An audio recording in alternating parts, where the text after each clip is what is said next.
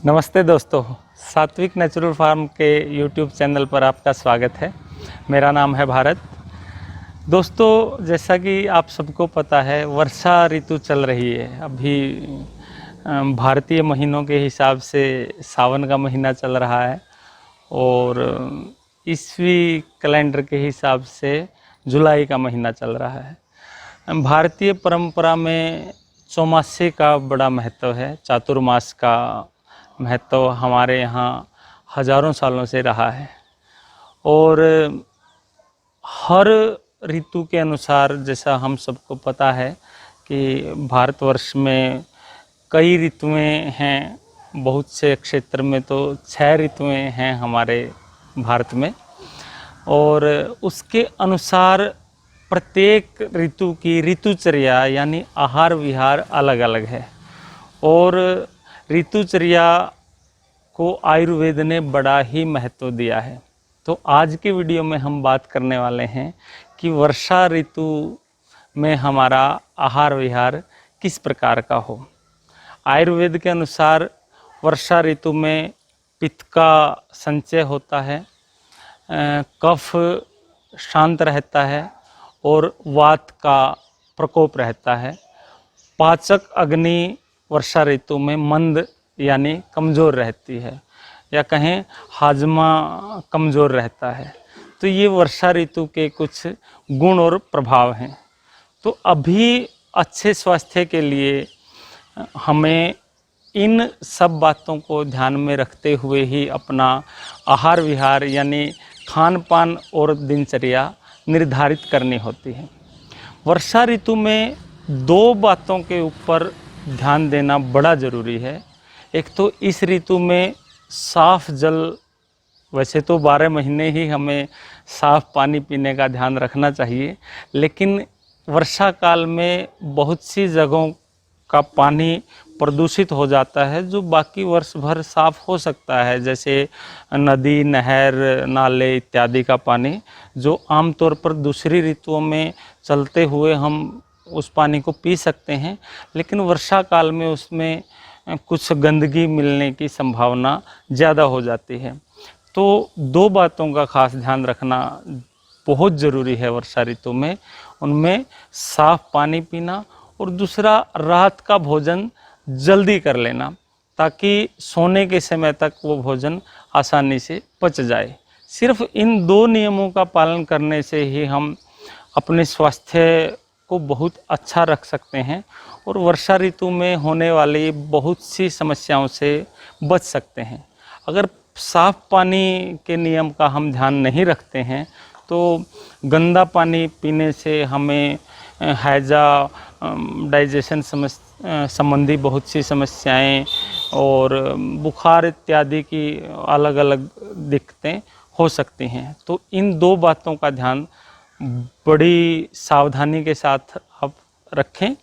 इसके अलावा खान पान में जो हमारी हितैषी चीज़ें हैं, जो हमारे लिए गुणकारी है उस ऋतु में, उनको खाना, और जो हानिकारक चीज़ें हैं जो हितैषी नहीं हैं उनका त्याग करना वो ऋतुचर्या में बड़ा महत्व रखता है।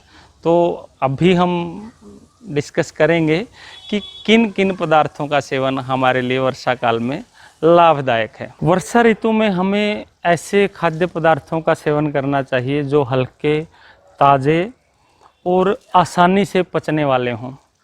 उनमें मधुर, अम्ल, लवण और स्निग्ध गुण होने चाहिए। मतलब मिष्ठान युक्त, नमक युक्त और चिकनाई युक्त पदार्थों का सेवन और आसानी से पचने वाले पदार्थों का सेवन इस मौसम में ज़रूरी है। उनमें ताज़ी चपाती, गेहूं की ताज़ी रोटी और छिलका युक्त मूंग की दाल, घिया या लौकी, तोरी, साग सब्जी जैसे छिलका युक्त आलू और परवल, ये सब सब्जियां, दाल और ताज़ा भोजन वर्षा ऋतु में बड़ा ही गुणकारी है। आम वर्षा ऋतु का बड़ा ही खास फल है और हम सबको आम पसंद होता ही है। फलों का राजा आम को कहा गया है।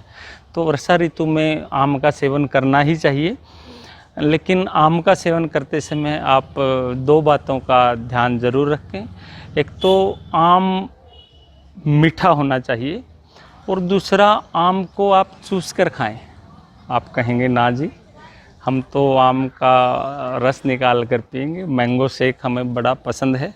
तो अगर आपको आम का रस पीना है तो उसमें चुटकी भर सौंठ आप मिला सकते हैं, एक आध चम्मच घी मिला सकते हैं।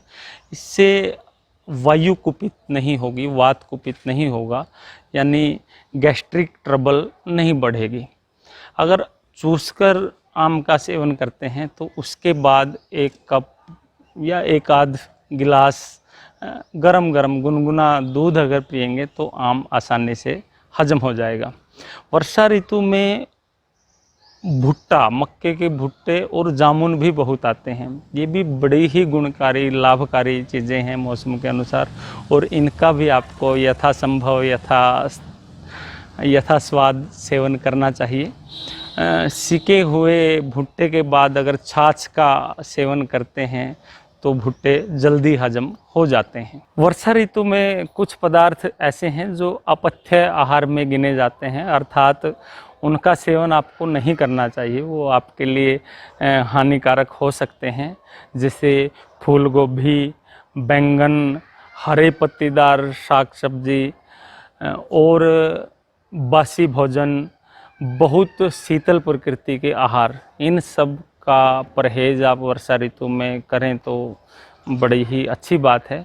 फ्रीज यानी फ्रिज के पदार्थ, रेफ्रिजरेटर के पदार्थों से आप, ठंडे पदार्थों से दूरी बना के रखें, वो हमारे स्वास्थ्य के लिए अच्छा रहेगा। इस ऋतु में रात को दही खाने से आप अवश्य परहेज़ करें, और कटी हुई दही ना खाएं। कटी हुई यानी मान लो एक कटोरी में दही रखी है और उसमें आपने एक बार चम्मच चला दी, कुछ उसमें से ले ली, और बाद में कुछ घंटों के बाद बची हुई दही को आप ले रहे हैं, तो वो अच्छा नहीं है। अगर आपको खानी है सुबह या दोपहर में आप दही का सेवन कर सकते हैं, लेकिन वो ताज़ी ही हो, यानी उसमें पहले से कुछ चम्मच या कलछी ना चली हुई हो। तो इन कुछ पदार्थों का आपको वर्षा ऋतु में परहेज़ करना चाहिए। अब हम बात करते हैं विहार की। ये तो हमने बात की आहार की कि क्या क्या खान पान का हमें ध्यान रखना है।